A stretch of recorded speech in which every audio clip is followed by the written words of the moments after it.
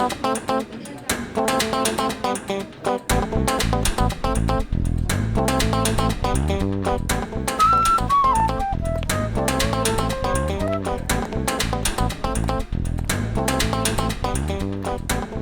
सुनो, मेरे लिए भी कॉफी ले आना।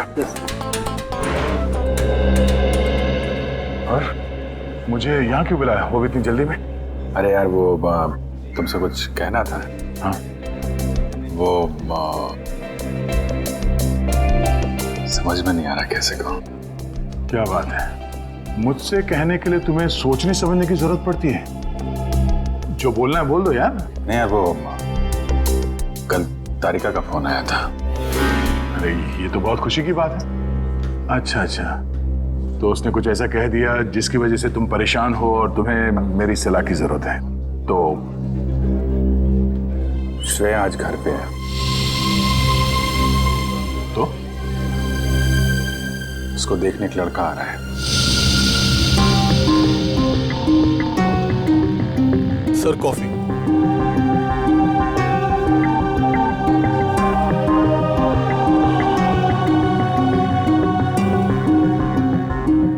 शादी के लिए। रियली? अच्छा है। अच्छा है? क्या अच्छा है? और कुछ नहीं कहना? मैं क्या कहूं? उसने तुमसे कुछ कहा? नहीं, क्या कहेगी वो? बताया भी नहीं मुझे।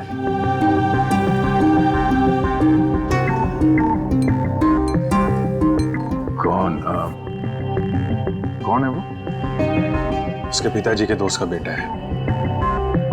आज शाम 4 बजे वो लोग आ रहे हैं उसके घर पे। अच्छा है, श्रेया के लिए अच्छा है। सच्चाई से भागने की कोशिश मत करो दया, बात करो उससे। मैं क्या बात करूं उससे? अरे अपने बारे में, उसके बारे में। नहीं, उसने मुझसे कुछ कहा नहीं। और किसी के साथ उसकी शादी होने वाली है, वो खुश है, मैं भी खुश हूं यार। ऐसा मत कर मेरे भाई, कोई तुम्हारी तरफ हाथ बढ़ा रहा है, उसका हाथ थाम लो, इससे पहले कि देर हो जाए। अभिजीत, तुम जो कह रहे हो शायद मैं नहीं कर पाऊं यार। अरे लेकिन क्यों नहीं कह पाओगे? यार तुमने भी तो अभी तक डॉक्टर तारिका से कुछ नहीं कहा। जो काम तुम खुद नहीं कर सकते, प्लीज उस बात की नसीहत तुम दूसरों को मत दो। यार अभिजीत, सॉरी, देखो मैं ये नहीं कर सकता। खड़े हो जाओ। हाँ, मैं कहता हूँ चुपचाप खड़े हो जाओ। चलो मेरे साथ। कहाँ? अरे चलो तो।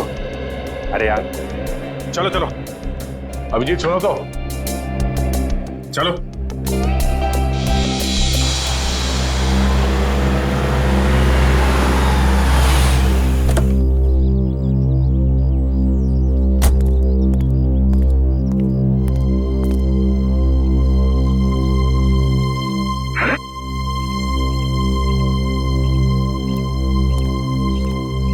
ओ भाई साहब, कहाँ खो गए?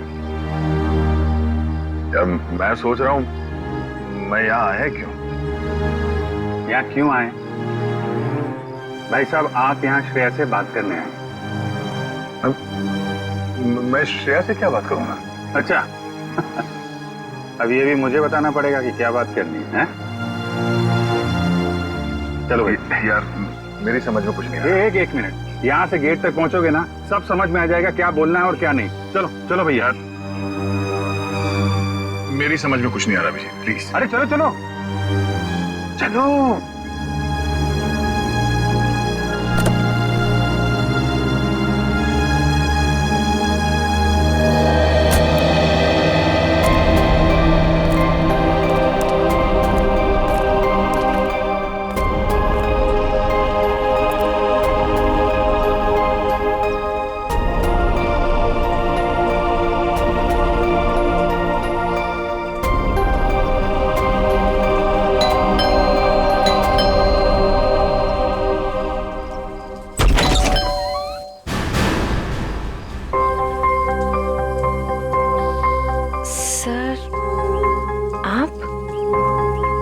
हाय श्रेया, कैसी हो तुम?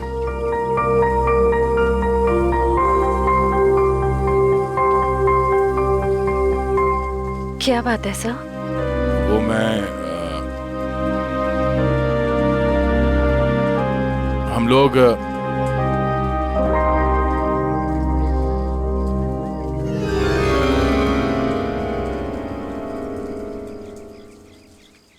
अभिजीत सर?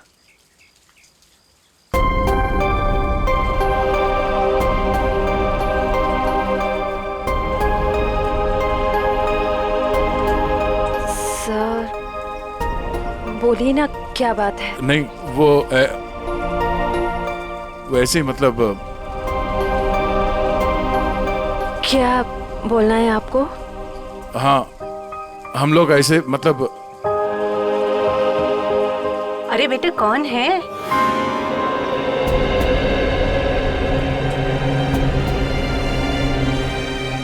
अरे दया बेटा, बाहर क्यों खड़े हो? अंदर आओ। श्रेया, उन्हें अंदर बुलाओ। हाँ सर, आइए ना प्लीज।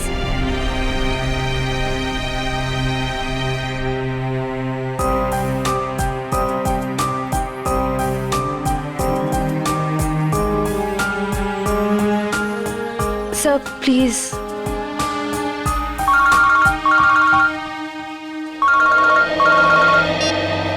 हेलो, हाँ अच्छा ठीक है। सॉरी, मुझे जाना होगा, कुछ अर्जेंट काम है। मैं फिर कभी। हाँ हाँ, अब तो आना ही होगा। श्रेया की शादी में तो आओगे ना?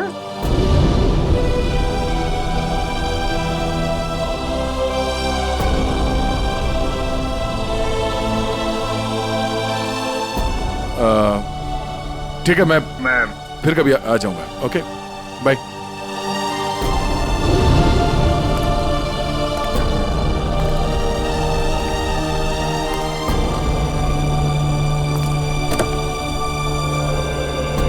क्या हो, बात हो गई?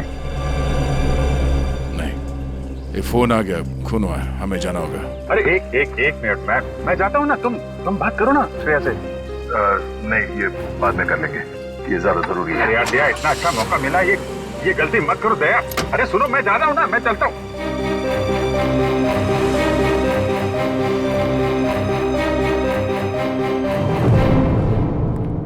लाश किधर है?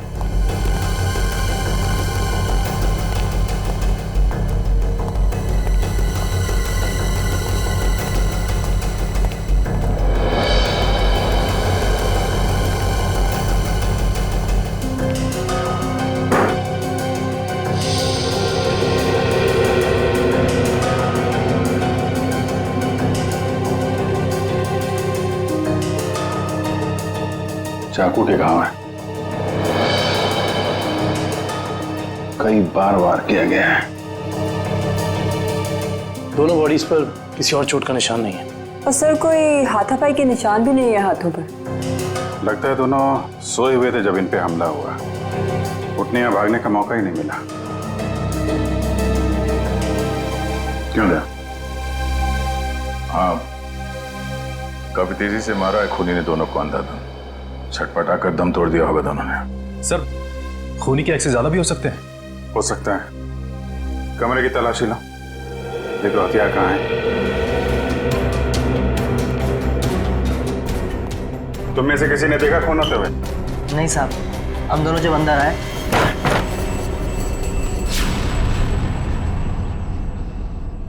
साहब, मेम साहब, साहब, मेम साहब।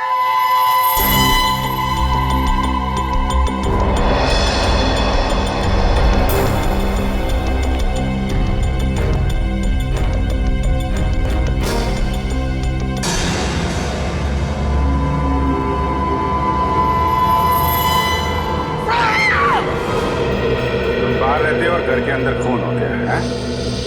किसी को अंदर आते देखा? नहीं साहब, कोई नहीं आया। कोई जान पहचान वाला आदमी, अजनबी आदमी? साहब, जब भी कोई अंदर आता है तो मैं उसका नाम और फोन नंबर रजिस्टर में एंट्री कर लेता हूँ। सर, कोई चाकू या हथियार नहीं मिला। रुपए गहने भी सही सलामत है, कोई लूटपाट भी नहीं हुई। सर, किशोर नाम है मरने वाले का। घंटाघर में कपड़े की दुकान है और उसकी बीवी का नाम जया है। किशोर? कमरे से सारे फिंगरप्रिंट्स उठा लो। कोई ना कोई रास्ता जरूर है जहां से खूनी अंदर आया है।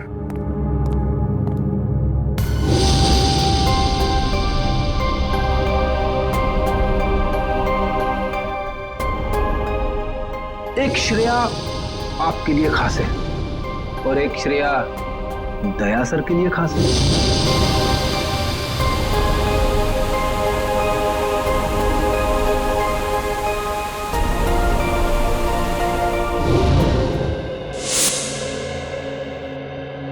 श्रेया, बेटा तुम कहाँ खो गई हो?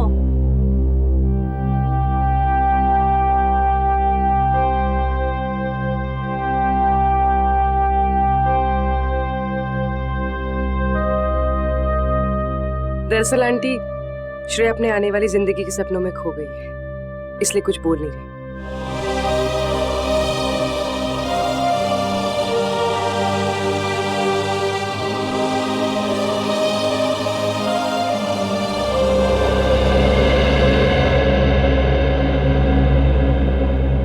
ये दे, ये तुम पे कितना अच्छा दिखेगा, है ना? ठीक है मम्मी। लाइए। अरे वाह, आज हमारी बिटिया कितनी अच्छी लग रही है ना? हाँ। पापा, आप खुश तो हैं ना? हाँ बेटा, और तुम भी कितनी खुश लग रही हो।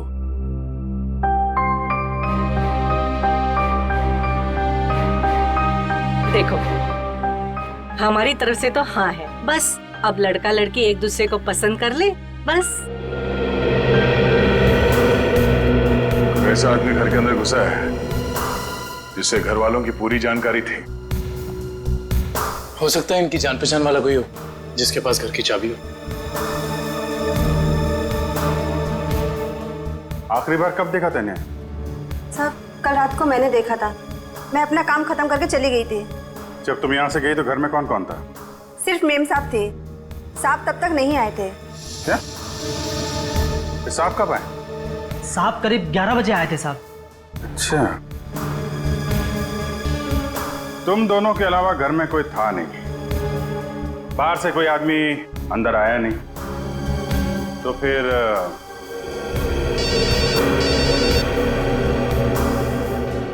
हेलो?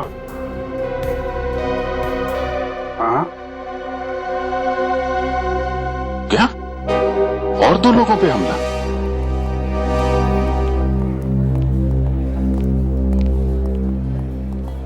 डॉक्टर साहब, मैं एसीपी प्रद्युमन सीआईडी से। डॉक्टर साहब, आपके यहाँ प्रशांत और प्रेमा ये पति पत्नी को एडमिट किया है। उन्हें चाकू से मारा गया है। उनके बारे में पूछताछ करनी है। सर, वो दोनों हस्बैंड वाइफ की बच्चों की कोई उम्मीद नहीं थी, इसलिए मैंने किसी का इंतजार किए बगैर इलाज शुरू कर दिया है। हस्बैंड को हमने बचा लिया है, लेकिन वाइफ की तबीयत अभी भी नाजुक है। फिर उन दोनों को लाया किसने यहाँ पर? ये बंगले का वॉचमैन। अच्छा, सुनो दोस्त, क्या नाम है तुम्हारा? रमेश। क्या हुआ वहां पर, बताओ जरा। साहब, मैं बंगले के बाहर था। मैंने अचानक साहब के चीखने की आवाज सुनी। मैं भाग के अंदर गया और मैंने देखा कि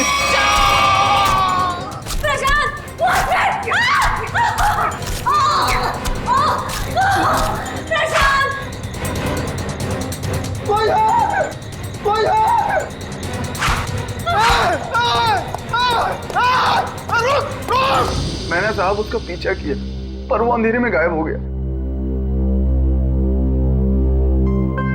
अंधेरे में गायब हो गया?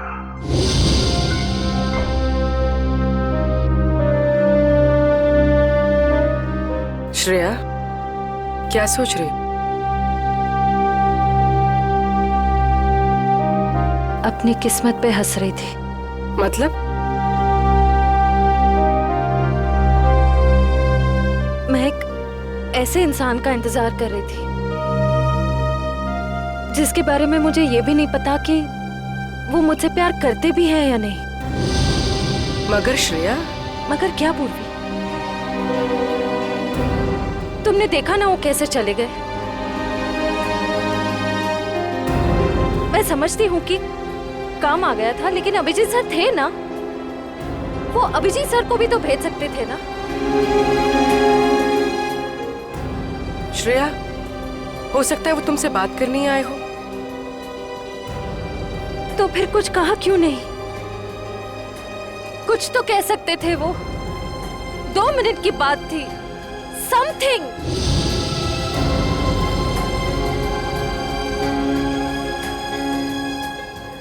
वो मुझसे प्यार ही नहीं करते। उन्हें मेरी फीलिंग्स की कोई कदर ही नहीं है। मेरे मम्मी पापा ने मेरे लिए जो सोचा होगा, अच्छा ही सोचा होगा। मैं अब उन्हें और दुखी नहीं कर सकती पूर्वी। मतलब तुम सिद्धार्थ को हाँ बोल दोगी?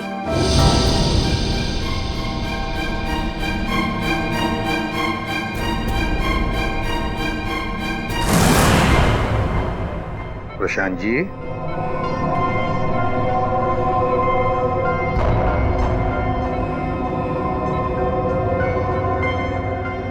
मैं एसीपी प्रद्युमन सीआईडी से।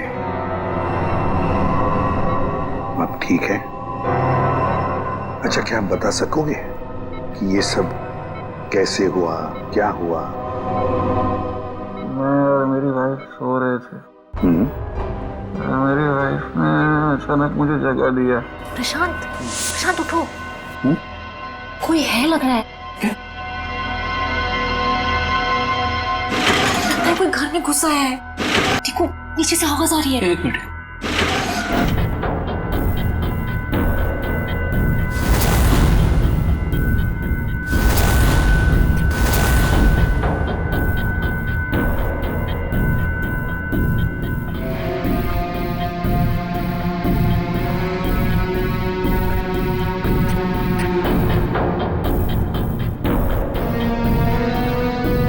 प्रशांत, मुझे डर लग रहा है। प्रशांत, डरो मत, जरा बैठो, मैं हूं ना।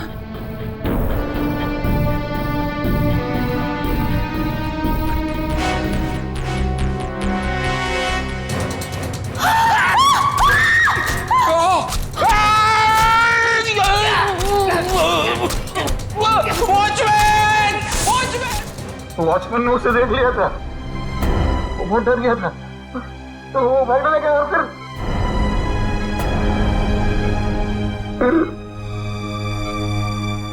कुछ याद नहीं आ रहा है। ठीक है, कोई बात नहीं, कोई बात नहीं। अच्छा, एक छोटा सा सवाल, आपने उस कोनी का चेहरा तो देखा होगा ना?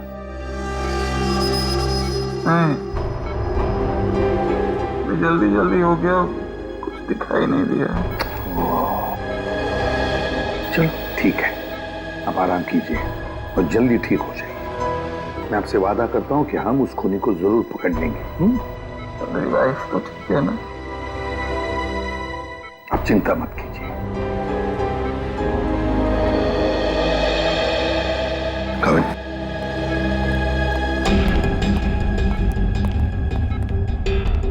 पहले 2 लोगों का खून और अब फिर इन दोनों पर हमला। तुम बेरहमी से चाकू की वार की है, ऐसे लगता है हमला करने का तरीका एक ही है, खूनी भी एक ही होना चाहिए। सर, ये जो भी हमलावर है ये सीरियल किलर भी हो सकता है। हाँ, हो सकता है।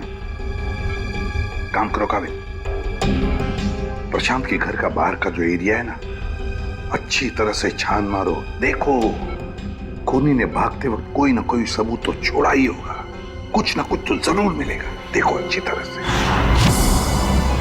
फ्रेडी, मुझे अच्छी तरह से याद है, 10-15 साल पहले एक आदमी इसी तरह से खून करता था, इसी तरह से बेरहमी से चाकू के वार किए उसने लोगों पर, और फिर उसे उम्र कैद की सजा भी हो गई। जरा देखो, पता लगा है कहां पर वो इस वक्त और उसका नाम क्या है? Yes sir.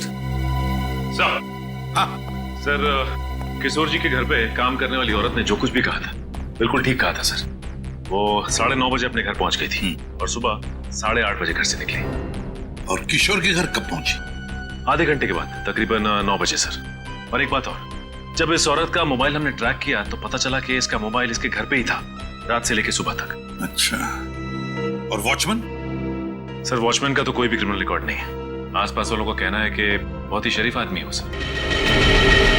सर ये देखिए सर, 15 साल पहले जिनके खून हुए थे वो इस आदमी ने किए थे। नाम है पुनीत, उम्र 30 साल, सेंट्रल जेल में है। और सर ये उनके फोटो है जिनके खून हुए हैं। इनके शरीर पर भी ठीक वैसे ही चाकू के निशान है जैसे अभी मिली लाशों पे है। इस चाकू से वार किए थे उसने। बॉस पता लग गया। पहले जोड़े की मौत हुई है रात को 12 बजे और दूसरे कपल की मौत हुई है सवेरे 4 बजे। और ये देखिए, कुछ इस तरीके का है ये हथियार जिससे हमला हुआ है। ये तो बिल्कुल वैसा ही चाकू है जैसा पुनीत के रिकॉर्ड्स में है। अरे चाकू भी वैसा, खून करने का तरीका भी वैसा। तो क्या खून पुनीत ने किए हैं? कहां तक गए थे आप? वहां तक सर, एकदम आखिरी तक। इशिता, देखो कुछ मिलता है क्या? Yes sir. आप यहां से आगे क्यों नहीं गए? साहब इसके आगे बहुत अंधेरा था, वो अंधेरे में गायब हो गया। आप वॉचमैन हैं, टॉर्च, लाठी कुछ नहीं है आपके पास? थी साहब, पर अचानक साहब की चीख सुनी तो मैं घबरा गया। एक खूनी घर के अंदर घुसता है, खून करके चला जाता है और आपको कुछ पता नहीं चलता। सो रहे थे आप? नहीं साहब, कसम से।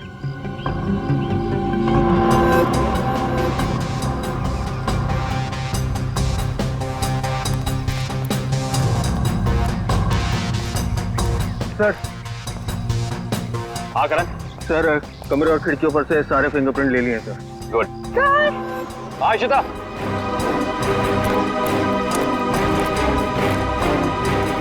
सर ये देखिए। ओह,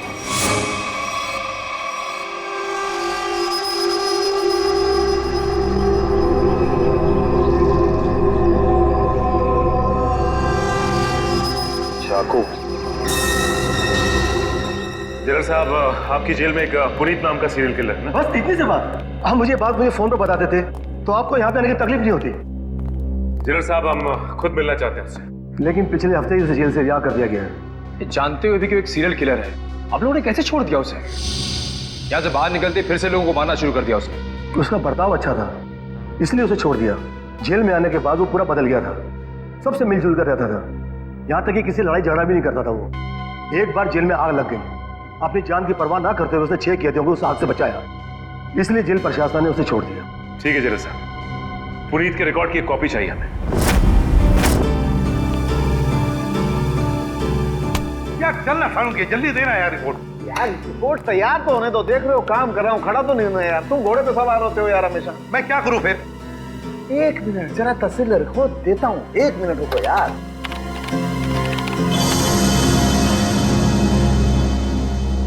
नहीं हो रहे, ये फिंगरप्रिंट्स मैच नहीं हो रहे। क्या? हाँ, हमारे डाटाबेस में जो उंगलियों के निशान हैं वो उन उंगलियों के निशान से मैच नहीं होते जो आप लोग लेके आए, जो झुलसी हुई। ये कैसे हो सकता है सालुंके साहब? सारे सबूत तो पुनीत की तरफ इशारा कर रहे हैं। लेकिन बॉस, मेरी रिपोर्ट भी गलत नहीं हो सकती। सर। हाँ सर, जेल से पुनीत की फिंगरप्रिंट्स मिले अभी के, और उसके अच्छे बर्ताव के लिए उसे रिहा कर दिया गया है सर। चेक कर जरा। मगर सर अभी तो हमने पुनीत की फिंगरप्रिंट्स चेक किए थे, उसका रिजल्ट तो नेगेटिव था।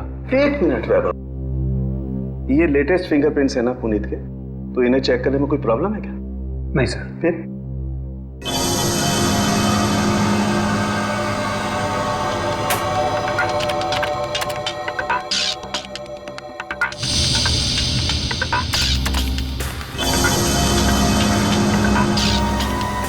हाँ बॉस, ये फिंगरप्रिंट्स मैच हो गए।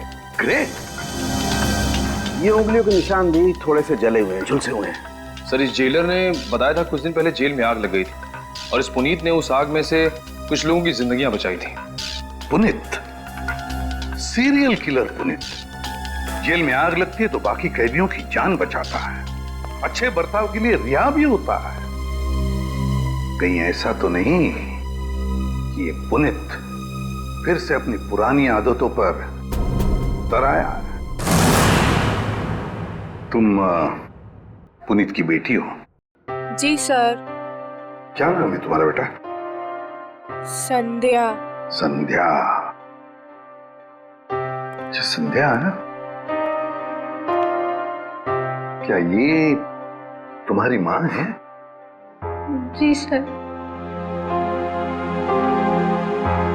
अच्छा एक बात बताओ बेटा, क्या तुम अकेली रहती हो या तुम्हारे साथ और भी कोई है इस घर में? मेरा छोटा भाई आशु। आशु बाहर आओ। जी दीदी। सीआईडी वाले आए हैं, पापा के बारे में पूछ रहे हैं। सर कुछ पता चला पापा के बारे में?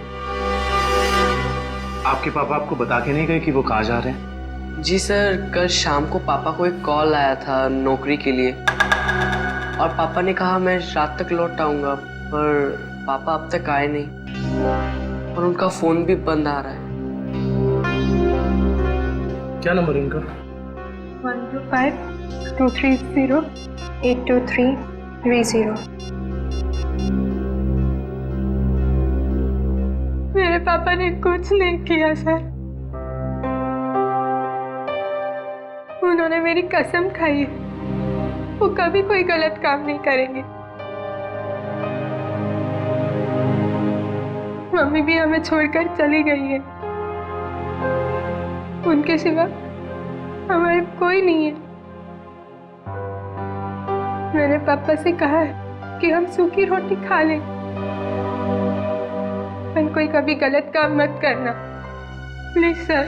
मेरे पापा को कुछ मत करना, अब वो सुधर गए, वो कोई बुरे काम नहीं करते। अब तो दुनिया वाले भी हमें ताने देते हैं, कहते हैं इसके पापा खूनी हैं। इनके घर रोज पुलिस आती है, हमसे कोई बात भी नहीं करता। अब तो रिश्तेदारों ने भी मुंह मोड़ लिया है, इसलिए मैंने आप लोग को अंदर बुला लिया ताकि किसी को पता ना चले कि हमारे घर पुलिस आई है। हमारा जीना बहुत मुश्किल हो जाता सर।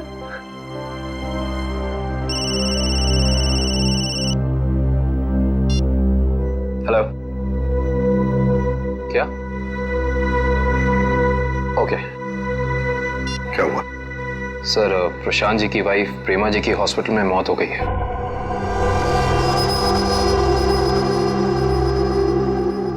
ठीक है, काम करो, पुनीत का फोटोग्राफ सारे पुलिस स्टेशन और चेकनाकों पर भेज दो। मुझे पुनीत चाहिए किसी भी हालत में।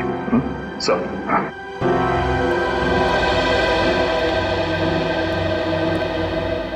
देखो बेटा, मैं तुम दोनों से वादा करता हूं, अगर तुम्हारे पापा सुधर गए हैं और उन्होंने कोई गलत काम नहीं किया है तो मैं उन्हें नौकरी दिलवाऊंगा, शहर से दूर, ठीक है? और एक बात, अगर तुम्हें किसी भी चीज की जरूरत पड़े तो मुझे फोन करना, ठीक है? चलो, अपना ख्याल रखना, ओके? सर, पुनीत शांतिनगर इलाके में है। एक लोकल कॉप रतन उसका पीछा कर रहा है। रतन से कहो उसे अपनी आंखों से ओझल ना होने दे, हमारे ऑफिसर्स आते ही होंगे अभी।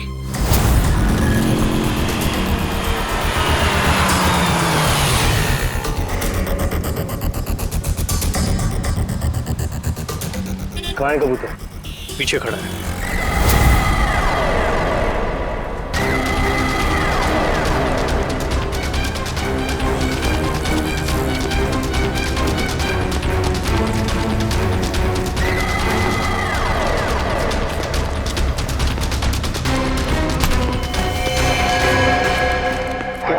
क्यों पकड़ रहे मुझे? मैंने कुछ नहीं किया। नाम पुनीत और काम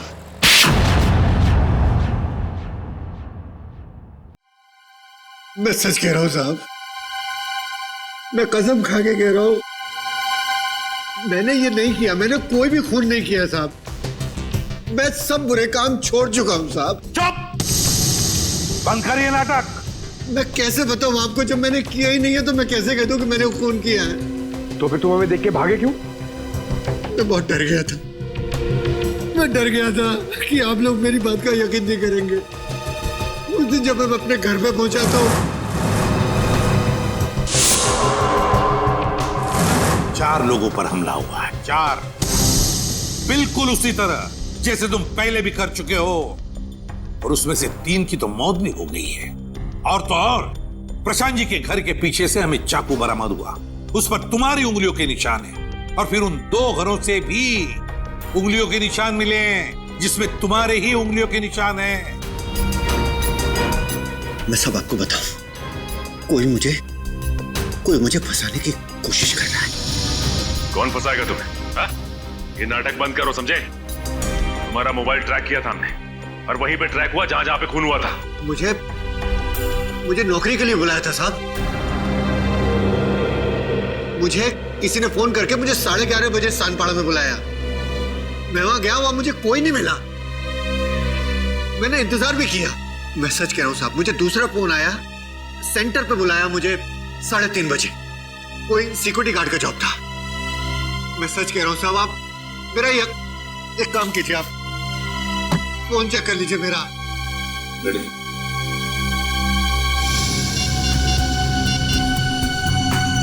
सर, पहला कॉल कल रात को आया था 10:30 बजे और दूसरा आया था 1:45 बजे। दोनों अलग अलग नंबर से कॉल किए गए हैं, अलग अलग लैंडलाइन से। पुनीत, हम पता लगा ही लेंगे कि कहां से फोन आए थे। आकाश जी, मुझे एक बात का बड़ा ताज्जुब हो रहा है। सिद्धार्थ अपना खुद का बिजनेस क्यों करना चाहता है? वो आपका बिजनेस भी तो संभाल सकता है। इतना बड़ा कारोबार जो है आपका। आपकी बात बिल्कुल सही है भाई साहब, लेकिन सिद्धार्थ ये साबित करना चाहता है कि मेरे सपोर्ट के बगैर वो बिजनेस में टिक सकता है कि नहीं। वैसे भी सारा कारोबार उसी का तो है, कभी भी ज्वाइन कर सकता है। Well Siddharth, I am impressed.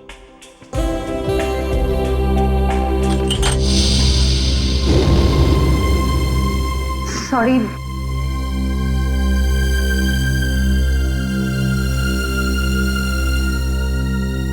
चाय कहीं हाथ पे तो नहीं गिरी आपके? नहीं, इट्स ओके।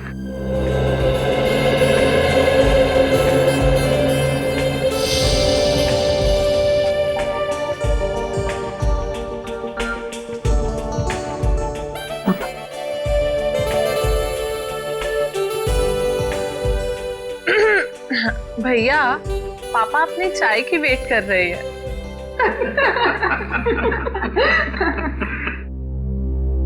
वैसे बेटा, आप क्या करते हो संडे को, I mean, छुट्टी के दिन? कुछ नहीं आंटी, थोड़ा दोस्तों के साथ घूमने चले जाता हूँ, फिरने चले जाता हूँ, कभी कभार क्रिकेट खेल लेता हूँ, एडवेंचर कर लेता हूँ थोड़ा बहुत बस। और श्रेया बेटी, आप संडे को क्या करती हो? दरअसल हमारी CID की ड्यूटी में संडे वनडे तो होता नहीं है, तो। पर श्रेया बेटा, शादी के बाद तो CID छोड़ दोगी ना? अपनी सास का हाथ बटाओगी ना घर में?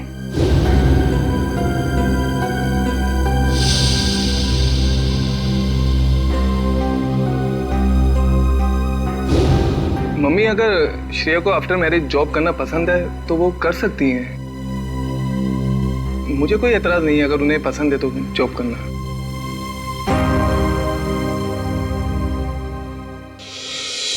हमारे देश का कानून कहता है कि भले 10 अपराधी सजा से बच जाए, मगर एक निर्दोष को कभी सजा नहीं होनी चाहिए। निर्दोष को सजा नहीं होनी चाहिए। सर, हाँ, पुनीत को जो 2 फोन आए थे वो रेलवे प्लेटफॉर्म के पीसीओ से किए गए थे, अलग अलग पीसीओ से। अच्छा, तो क्या वाकई कोई पुनीत को फंसाने की कोशिश कर रहा है? और अगर ऐसा है तो फिर वो वही आदमी कर सकता है जो पुनीत के आसपास का है। मैं ऐसे किसी भी आदमी को नहीं जानता सर। पुनीत कोई तो है जो जानता था कि तुम कब जेल से रिहा होने वाले हो, और वो ये भी जानता था कि तुम्हें नौकरी की सख्त जरूरत है। सर ये बात मेरे और मेरे बच्चों के अलावा कोई नहीं जानता। पुनीत जी जरा ठंडे दिमाग से सोचिए, शायद हम आपकी कुछ मदद कर सकें। सोचो पुनीत। एक लेखक मुझसे मिलने आता था। लेखक? जी सर। क्यों मिलने आता था? वो कह रहा था कि वो मेरे ऊपर किताब लिखना चाहता है।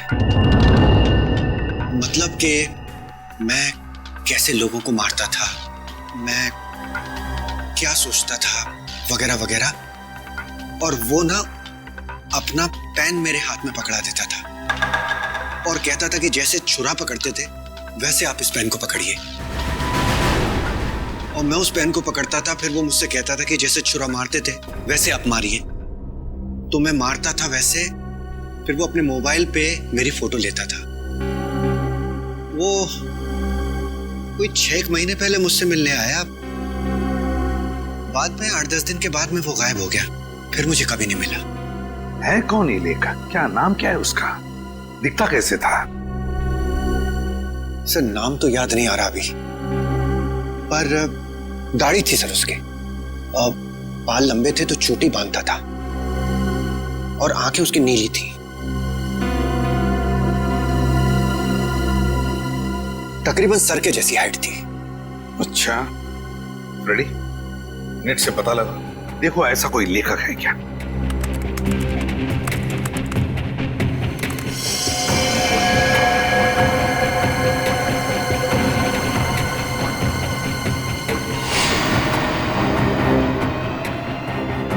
सर ऐसा तो कोई लेखक है नहीं। ऐसा कोई लेखक है ही नहीं। ऐसा तो कोई लेखक है नहीं। सर ये भी तो हो सकता है कि ये कोई लेखक ना हो, बल्कि कोई ऐसा बहरूपिया हो जो पुनीत के बारे में सारी जानकारी लेने के लिए आया हो। सचिन, ये बहरूपिया ही है, लेखक नहीं, बहरूपिया ही है। इसी ने पुनीत को 2 बार फोन करके बुला लिया था, सिक्योरिटी गार्ड की नौकरी के लिए और कॉल सेंटर पर। भले इसने लैंडलाइन से फोन किया हो, मगर उसके पास सेल फोन तो होगा ही ना, जरूर होगा सेल फोन। काम करो, उस वक्त इन दोनों जगहों पर पता लगाओ कौन कौन से cell phone numbers network. Sir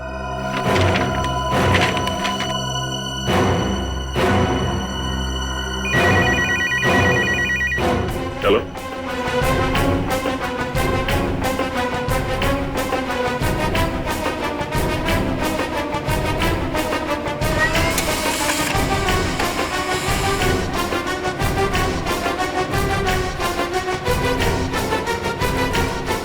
my God, पता लग गया सर। इन दोनों जगहों पे पुनीत के नंबर के अलावा एक और नंबर है जो कॉमन है सर। 10:30 से लेके 12:30 के बीच ये नंबर सानपाड़ा में था, और 3:30 से 5:30 बजे सुबह ये नंबर सेंट्रल में था सर, जहां पे खून हुआ है। तो वे सचिन, पता लगाओ ये किसका मोबाइल नंबर है।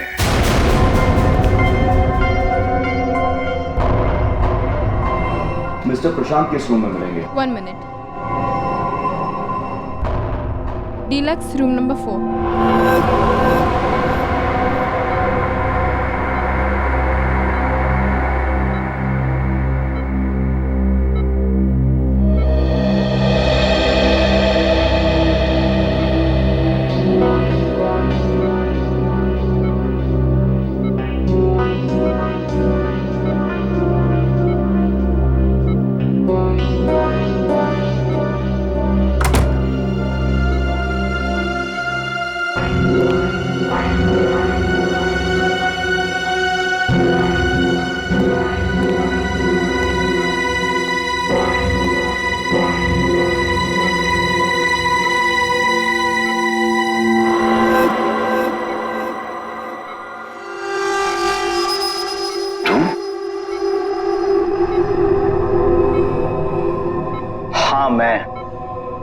तुम्हें क्या लगा मैं तुम्हें ढूंढ नहीं पाऊंगा और तुम इतनी आसानी से बच जाओगे?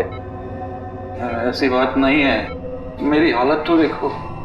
हालत कुछ भी हो, मुझे मेरे पैसे चाहिए। कितना बड़ा रिस्क लिया है मैंने, कुछ भी हो सकता था। जान तो नहीं जाती ना। मैंने तो अपने आप पर हमला करवाया है, अपनी जान दांव पर लगाई है, अपनी बीवी को खून करवा दिया। इससे ज्यादा तो कोई रिस्क नहीं होता। वैसे भी हमारा काम अभी खत्म नहीं हुआ है। हमारा काम अभी बाकी है। हमें इसी तरह और 3-4 खून करने पड़ेंगे ताकि उस आईडी को पता चले कि ये कोई सीरियल किलर का काम है।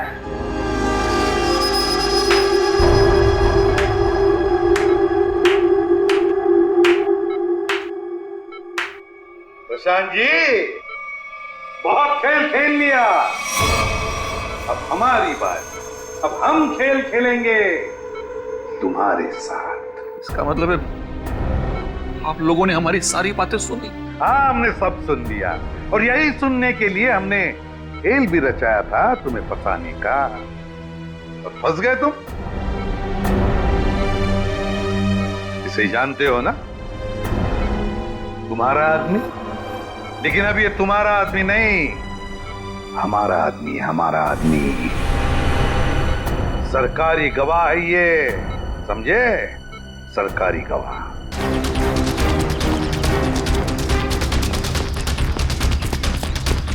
पकड़ो, सब पकड़ो।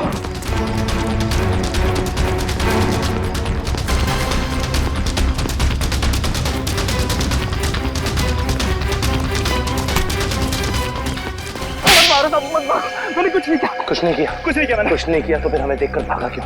साहब मैं तो छोटी मोटी चोरी करता हूँ। आप लोगों को देख के डर लगा तो भाग निकला। उसकी दाढ़ी में तिनका। कल रात शांति पारा और सेंट्रल एरिया में 4 लोगों की जान गई। मैंने किसी की जान नहीं ली। किसी की जान नहीं ली? नहीं, किसी की नहीं ली। ठीक है, लेकिन तुम भी इसकी जान मत लेना। बस 4 गोलियां दाएं पैर में और 4 गोलियां बाएं पैर में ठोक दो, ताकि जिंदगी में भागने लायक ना रहे। नहीं।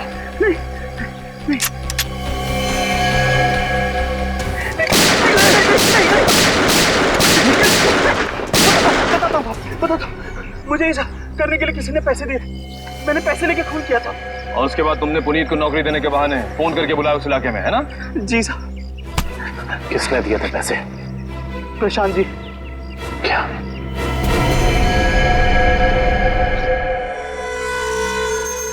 ना पूरा धोखा।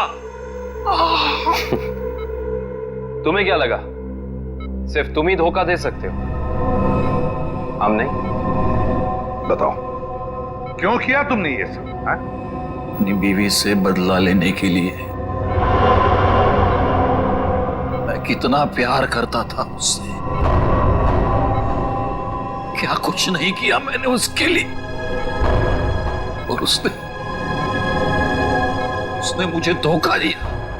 किसी और के साथ भाग जाना चाहती थी वो। इसीलिए मैंने मेरी बीवी के खून का प्लान बनाया। पुनीत को फंसाने का प्लान बनाया, हैं? तुम्हें पता था कि वो जेल से बाहर आने वाला है? हाँ, मैंने पुनीत को भी अपने प्लान में फंसाया। और इसीलिए एक लेखक बनकर तुम उससे मिलने गए, ये कह के कि तुम उस पर किताब लिखना चाहते हो, और इसी बहाने तुमने उसके फिंगरप्रिंट्स उठा लिए। अपने बीवी से छुटकारा ही चाहते थे तो उसे तलाक दे देते। उसे जान से मारने की क्या जरूरत थी? और तो और, तुमने 2 मासूम लोगों की जानें भी ली। सिर्फ इतना ही नहीं, उन्हें एक मुजरिम जो अपने आप को सुधारना चाहता था, उसे भी अपने घिनौने प्लान में बलि चढ़ाने का सोच लिया। तुम जैसों को तो कड़ी से कड़ी सजा मिलनी चाहिए, फांसी होनी चाहिए, फांसी।